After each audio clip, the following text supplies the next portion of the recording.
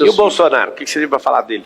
Eu acho que ele perdeu uma oportunidade gigantesca de fazer um bom governo de direita e de fazer com que a direita ficasse pelo menos 16 anos no poder. E eu coloco aqui 4 pontos principais, 4 críticas principais que tem ao governo Bolsonaro. Primeiro ponto, a indicação do Procurador-Geral da República, que é o chefe do Ministério Público. Ter nomeado o Augusto Aras, que é um petista, que é um amigo do José Dirceu, que acabou com a Operação Lava Jato e que permitiu que todos os presos na Lava Jato fossem soltos, para mim foi um grande desastre para o nosso país, é a grande razão, uma das grandes razões do PT ter voltado para o poder. Outro ponto, no primeiro ano de mandato, eu articulei junto com outros deputados um projeto que voltou para a pauta agora, foi discutido no Senado, que é acabar com decisões monocráticas no Supremo, que é acabar com essa história de um ministro vai lá, dá uma decisão, senta em cima da decisão 15 anos e nunca submete para os seus pares, e aí cada ministro tem o poder de um semideus. Bolsonaro, a pedido do Toffoli, vetou esse projeto que a gente aprovou no Congresso Nacional e criou esse monstro que a gente está assistindo agora.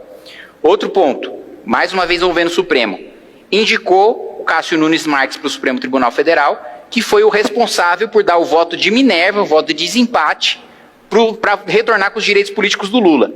O Lula estaria solto hoje, independentemente das 2 indicações do Bolsonaro para o Supremo? Sim. Agora, o Lula poderia estar solto e inelegível, não fosse a indicação do Cássio Nunes Marques para o Supremo Tribunal Federal. Você acha que o deu voto decisivo para o Lula poder disputar a eleição. Lula sequer poderia disputar a eleição não fosse a indicação do Bolsonaro para o Supremo. Para mim, esse foi um erro gravíssimo, que inclusive o próprio filho, e eu estava lá quando isso aconteceu, o deputado Eduardo Bolsonaro, o próprio filho do Bolsonaro, comemorou quando isso aconteceu e ainda disse na comissão que aquilo seria bom para o Bolsonaro porque reavivaria o espírito anti-PT. O resultado está aí que a gente está assistindo agora.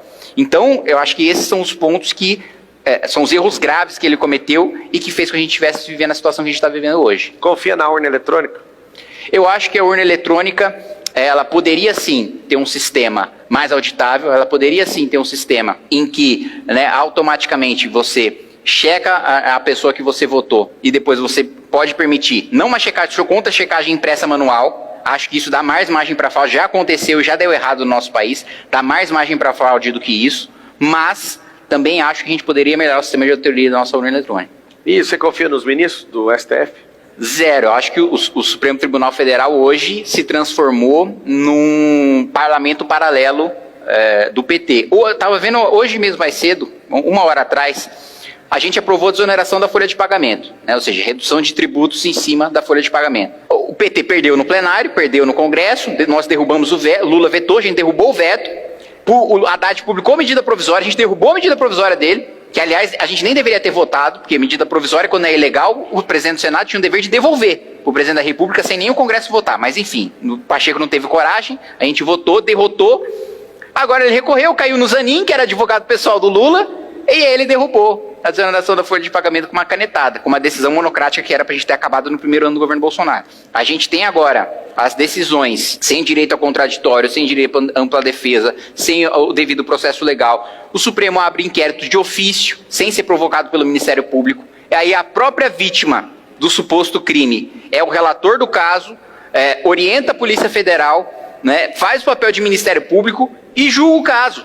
Então, assim, se transformou não só num órgão que, em ministros que usurpam o poder legislativo, que usurpam a competência legislativa do Congresso Nacional, mas que também diz respeito ao devido processo legal e que, dependendo da orientação ideológica do parlamentar que ele está julgando, e para mim, essa é uma mudança que a gente tinha que fazer urgente no nosso país, que é o modelo europeu.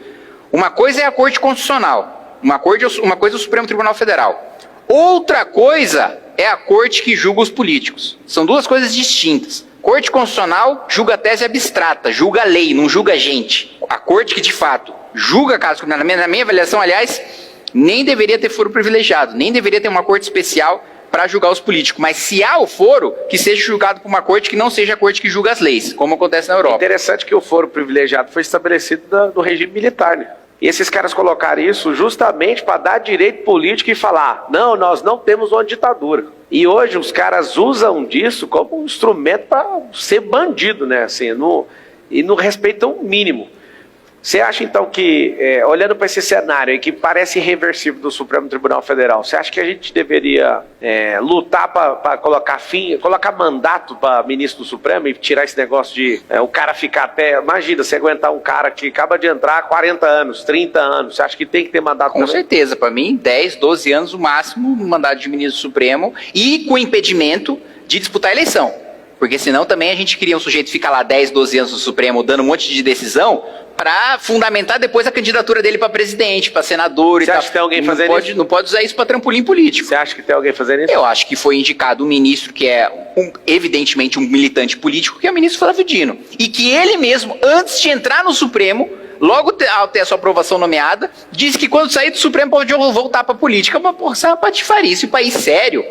É motivo do sujeito nem assumir o cargo dele no Supremo, é motivo de ter uma indignação popular tão grande que o sujeito renuncia de vergonha. Você acha que o Brasil tem jeito?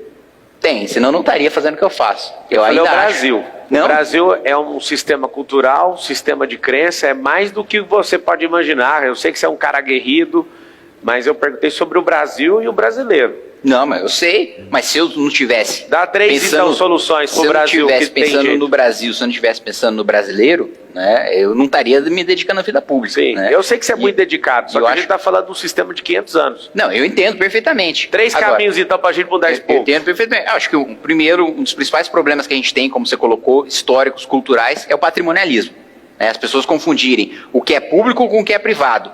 Né? Tanto os políticos acham que o poder e que o dinheiro é deles, como a população acha que o poder e o dinheiro é dos políticos. A maior parte da população acha isso. E concorda com isso quando o sujeito vai lá e inaugura a obra e o sujeito aplaude. É como, tem uma analogia muito boa do Nando Moura, que ele diz o seguinte: quando você vê um político inaugurando uma obra no seu bairro e você aplaude ele, é como se você sacasse o seu dinheiro no caixa eletrônico e aplaudisse o caixa eletrônico. Fala, porra, tá, obrigado por dar o meu dinheiro. É isso. Então, para mim, uma das principais frentes, né, para a gente acabar com esse ranço histórico que a gente tem, porque o nosso orçamento, o nosso dinheiro, o dinheiro do brasileiro, ele é sequestrado por uma elite pública, por uma elite privada, que vive de privilégio. A elite privada, ela não está preocupada em gerar emprego e gerar renda, ela não está preocupada em gerar o melhor produto, ela não está preocupada em diminuir o preço, ela está preocupada em ter um privilégio tributário, regulatório junto com o governo para matar o pequeno